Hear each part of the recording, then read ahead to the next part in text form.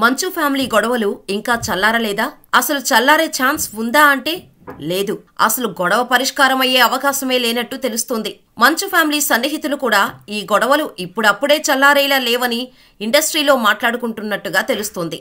ఏది ఏమైనా మంచు మనోజ్ చేసిన ఓ పనితో ఫ్యామిలీ గొడవలు మరోసారి యూటర్న్ తీసుకున్నాయి. గత నెల రోజులుగా ఈ కుటుంబ వ్యవహారం మీడియాలో ఎంతటి సెన్సేషనల్ టాపిక్ అయిందో మనందరికీ తెలిసిందే.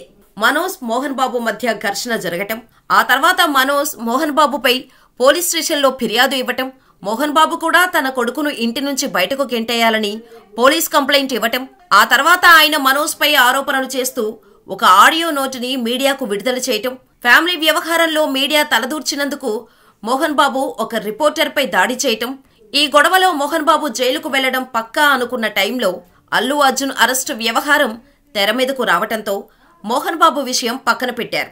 ఇలా మంచు ఫ్యామిలీ గొడవను ప్రజలు పూర్తిగా మర్చిపోతున్న సమయంలో మనోజ్ మళ్లీ తన అన్న విష్ణుపై కేసు వేసేందుకు పోలీస్ స్టేషన్ మెట్లెక్కి నా అన్న విష్ణు నుంచి తనకు తన భార్యకు ప్రాణహాని ఉందని 7 పేజీలతో కూడిన ఒక కంప్లైంట్ ఇవ్వడంతో పాటు మోహన్ బాబు విద్యా సంస్థలను మేనేజ్ చేస్తున్న వినయ్ మీద కూడా ఆయన కంప్లైంట్ ఇవ్వడంతో మళ్లీ మంచువారి ఇంట్లో మంటపై జనాలు ఆసక్తి పెంచుతున్నారు.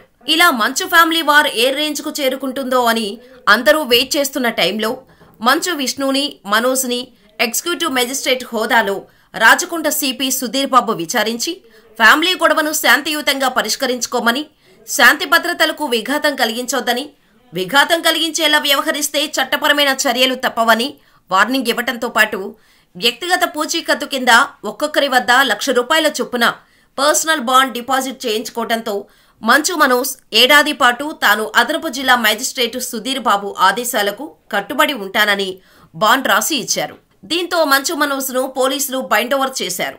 ఏడాది పాటు ఈ బైండోవర్ నిబంధనలను ఉల్లంఘిస్తే చట్టపరంగా కఠిన చర్యలు ఉంటాయని పోలీసులు అధికారులు స్పష్టం చేయటంతో మనోజ్ వెళ్లిపోయారు. ఇలా జరిగిన కొన్ని రోజులకు మనోజ్ ఒక ప్రకటన విడుదల చేశారు.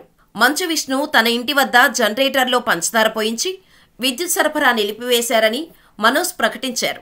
నేను సినిమా షూటింగ్లో ఉన్న టైంలో మా అమ్మ బర్త్డే కేక్ కట్ చేయించే నెపంతో వచ్చి జనరేటర్లలో పంచదార పోశాడు అంటూ పోలీస్ స్టేషన్లో సీసీటీవీ వీడియో ఆధారాలతో సహా కంప్లైంట్ ఇచ్చాడు. ఇప్పటివరకు మోహన్ బాబు విష్ణు మాత్రమే మనోజ్కు వ్యతిరేకంగా ఉన్నారని అనుకున్న ప్రజలకు మనోజ్ తల్లి ఇచ్చిన షాకుతో తల్లి నిర్మలాదేవి గారు కూడా సపోర్ట్ చేయటం లేదని అర్థమైంది. ఎందుకంటే బర్త్డే రోజు తన కుటుంబంపై హత్యాయత్నం జరిగిందని మనోజ్ ఆరోపించాడు. కానీ ఇదంతా అబద్ధమని అతని తల్లి నిర్మల లెటర్ రాయటం మనోజ్ పై ఉన్న పాజిటివిటీ మొత్తం ఒక్కసారిగా నెగిటివ్ గా మారింది. అప్పటి వరకు మంచు మోహన్ బాబు, మనోజ్, విష్ణు వర్షన్ మాత్రమే వింటూ వచ్చిన జనాలు మనోజ్ అమ్మగారు నిర్మలాదేవి పూర్తిగా మనోజ్ వైఖరినే తప్పుపడుతూ ఆమె ఓ లెటర్ రాశారు. ఆ లెటర్లో డిసెంబర్ 14వ తేదీన తన పుట్టినరోజు సందర్భంగా పెద్ద కుమారుడు విష్ణు జల్పల్లి ఇంటికి వచ్చి కేకు తీసుకొచ్చి సెలబ్రేట్ చేశాడు. దీనికి నా చిన్న కుమారుడైన మనోజ్ ఇంటికి వచ్చిన విష్ణు ఫుటేజ్ ను బయటపెట్టి విష్ణు గొడవ చేసినట్టు లేనిపోని అభాండాలు వేసి పోలీస్ కంప్లైంట్ ఇచ్చినట్టు తెలిసింది. నా పుట్టినరోజు సందర్భంగా విష్ణు కేక్ తీసుకుని ఇంటికి వచ్చాడు. తన రూమ్ లో ఉన్న సామాను తీసుకున్నాడు. ఉన్న కొద్దిసేపు నాతో ఉండి కేక్ కట్ చేయించి సెలబ్రేట్ చేశాడు. నా చిన్న కొడుకైన మనోజ్ కి ఈ ఇంట్లో ఎంత హక్కు ఉందో నా పెద్ద కొడుకు అయిన విష్ణుకి అంతే హక్కు ఉంది. నా పెద్ద కొడుకు అయిన విష్ణు ఎటువంటి దౌర్జన్యంతో గాని మనుషులతో గాని ఇంట్లోకి రాలేదు, గొడవ చేయలేదు. మనోజ్ కంప్లైంట్ చేసిన దానిలో నిజం లేదు. ఈ ఇంట్లో పనివాళ్లు కూడా మేమిక్కడ పని చేయలేమని వాళ్లే మానేశారు.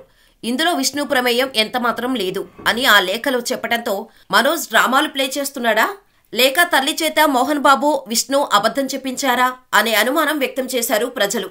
ఈ గొడవ జరుగుతున్నప్పుడే మనోజ్ మద్యానికి బానిసై మద్యమత్తులో రెచ్చిపోతున్న వీడియో రిలీజ్ అయింది. ఆ వీడియోలో మనోజ్ తమ బంధువుల మీద రెచ్చిపోయి మాట్లాడుతున్నట్టుగా ఉంది. మోహన్ బాబు కుటుంబానికి చెందిన పెద్దలపైనే మనోజ్ మద్యమత్తులో విరుచుకుపడినట్టు ఆ వీడియోలో ఉంది. అది కూడా మోహన్ బాబు ఇంటి వద్దనే జరిగినట్టు తెలుస్తోంది. ఈ వీడియో చూస్తుంటే రాత్రి సమయంలో గొడవ జరిగినట్టు అందులో క్లియర్ గా తెలుస్తోంది. ఎవరో ఒక వ్యక్తితో మనోజ్ తాగిన తర్వాత గొడవ పడుతున్నట్టు, మోహన్ బాబు మనోజ్ ని సముదాయిస్తున్నట్టు అందులో ఉంది. మోహన్ బాబు సదరు వ్యక్తిని తరమేయండ్రా వాడిని అన్నట్టు ఇందులో కనిపిస్తోంది. మనోజ్ మాత్రం నువ్వెవడ్రా మా ఇంటికొచ్చి నాకు చెప్పడానికి అంటూ అరుస్తున్నాడు.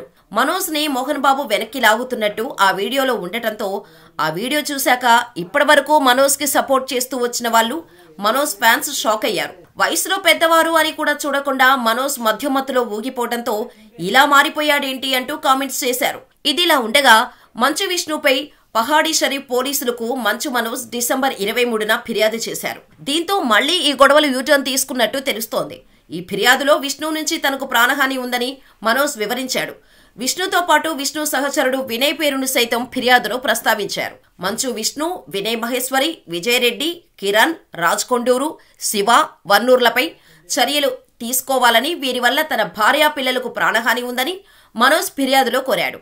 మోహన్ బాబు యూనివర్సిటీలో జరుగుతున్న అక్రమాలు, మంచు విష్ణు, వినయ్ మహేశ్వరి ఆధీనంలో ఉన్న ట్రస్ట్ వెల్ఫేర్ పై నేను నిలదీశానని చెప్పాడు. అప్పటి నుంచి తనను చంపేస్తామని తెలియని నెంబర్ల నుంచి ఫోన్లు వస్తున్నాయన్నారు.